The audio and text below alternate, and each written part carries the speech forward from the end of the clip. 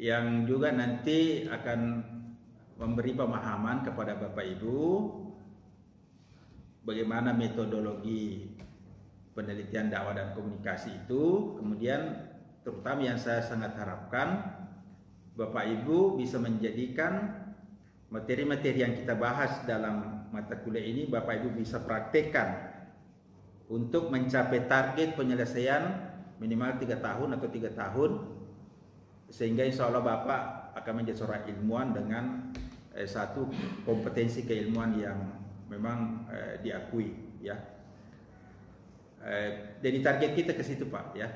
Target kita ke situ, bahwa apa yang kita ketahui itu bisa kita praktekkan, Bu.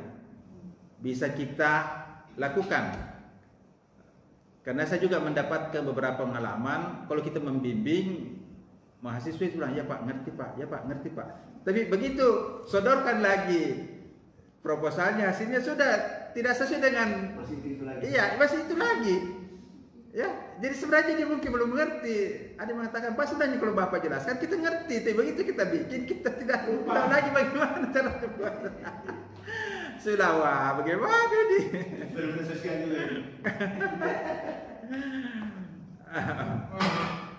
Oke, yang pertama Bapak Ibu ya, judul mata kuliah kita ini adalah metodologi penelitian dakwah dan komunikasi. Metodologi penelitian dakwah dan komunikasi. Di sini ada 3 kata kunci, ya.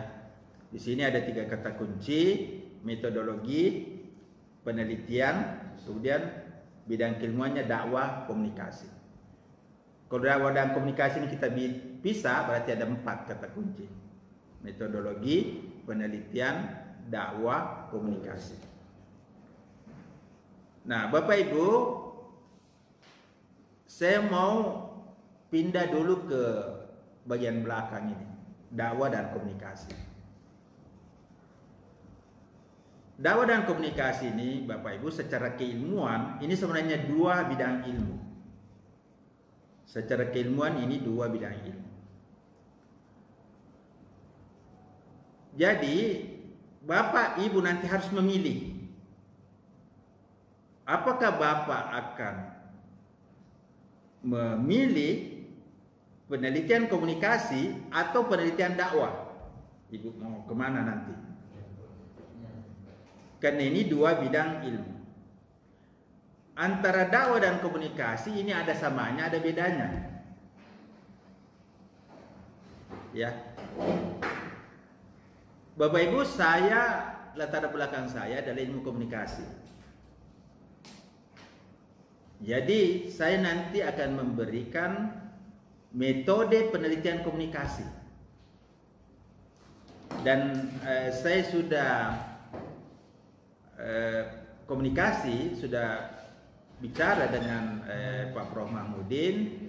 Beliau akan memberikan nanti metode penelitian dakwah. Saya metode penelitian komunikasi. Karena ini memang 2 bidang ilmu. Ya. Nah, Bapak Ibu, apa bedanya dakwah dan komunikasi? Bagi orang komunikasi, dakwah adalah bagian dari komunikasi. Bagi orang komunikasi. Bagi orang dakwah, komunikasi adalah bagian dari dakwah. Lagu lama. Lagu lama ya? Ya. Karena bagi kita orang komunikasi, dakwah adalah satu bidang kajian dalam ilmu komunikasi, di mana komunikasi itu adalah bidang yang bersifat multidisiplin, lintas disiplin dan interdisiplin.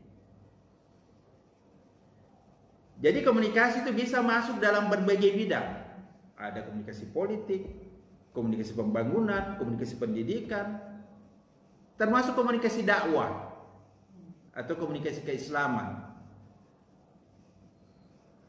Ada komunikasi kesehatan, ada komunikasi keperawatan, komunikasi militer, bahkan ada komunikasi-komunikasi yang memang tidak bisa dipisahkan dari semua bidang keilmuan.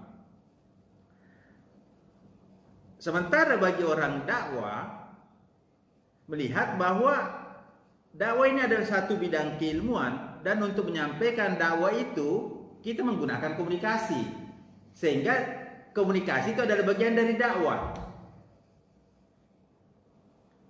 Nah, kita sebagai ilmuwan harus menempatkan diri saling mengerti dan saling menghargai sesama ilmuwan. Oleh karena itu tidak ada ilmuwan saling mendahului, karena sama-sama seperti biskota dilarang saling mendahului. Kita masing-masing mengenal posisi keilmuan kita. Ya.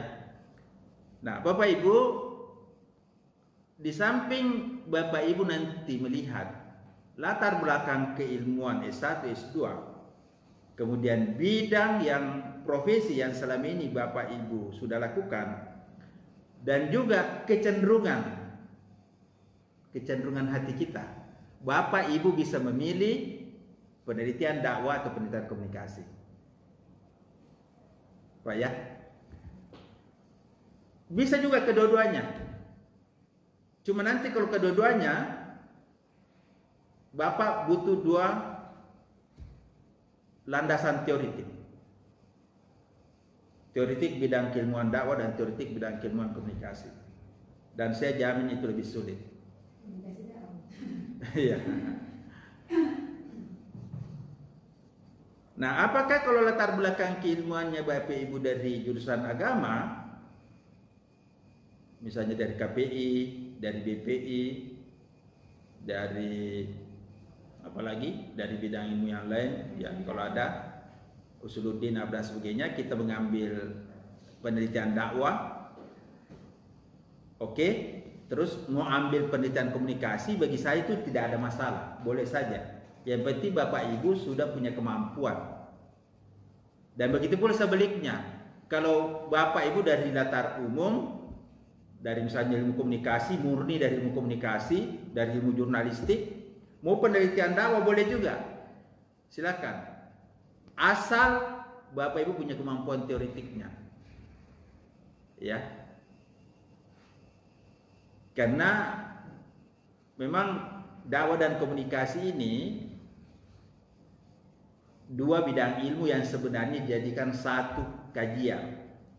Namun yang saya lihat bahwa penelitian dakwah dan komunikasi itu masih bisa jalan sendiri-sendiri dan juga bisa jalan sebagai satu mode, ya, mode di dalam penelitian. Nah, ini dulu yang Bapak Ibu pikir, mau dakwahnya saja, mau komunikasinya saja, atau mau dakwah dan komunikasi. Bagaimana Bapak menentukan arah ke depannya? Saya sudah berikan rumusnya pekan lalu, ada 3. Filosofi, keilmuan, teknis. Filosofi, keilmuan, teknis. Bapak Ibu mau mengambil penelitian komunikasi, pertama, paham tak filosofinya ilmu komunikasi? Paham tak filosofinya ilmu dakwah? Ya, kita mau masuk hutan, paham tak kita hutan yang ingin dimasuki? Kita mau masuk di sungai, apakah kita paham filosofi sungai yang ada depan kita? Jangan sampai kita masuk malah kita tenggelam.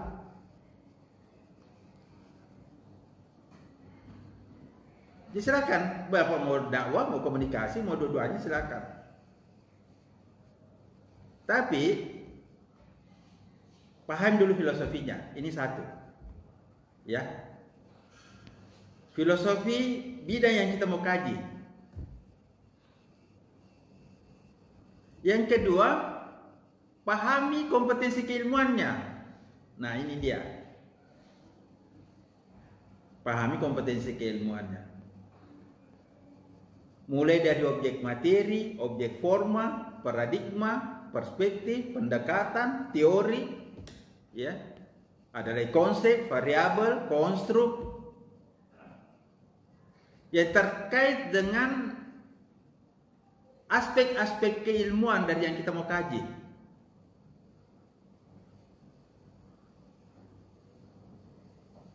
Artinya, setelah kita memilih sungai, kita yakin cocok dengan diri kita, pastikan Bapak Ibu memang mengenal sungai itu. Jangan sampai ada ikan ganas dalam, ada buaya di situ, ada apa yang akan kita hadapi. Memang kita kenal secara keilmuan strukturnya, kita kenal. Oke? Kemudian yang ketiga, baru kita bicara aspek teknikal. Artinya Bapak Ibu memang tahu berenang, tahu menggunakan pelampung, tahu menggunakan perahu. Oke Pak? Ini analoginya. Sebelum kita terjun di sungai, kita yakin ini sungai cocok, memang tepat sesuai dengan karakter kita, keinginan kita. Yang kedua, secara teknis kita tahu sungai itu seperti apa, keilmuannya kita tahu, Bu. Dan yang ketiga, kita tahu teknis. Nah, kenapa banyak menurut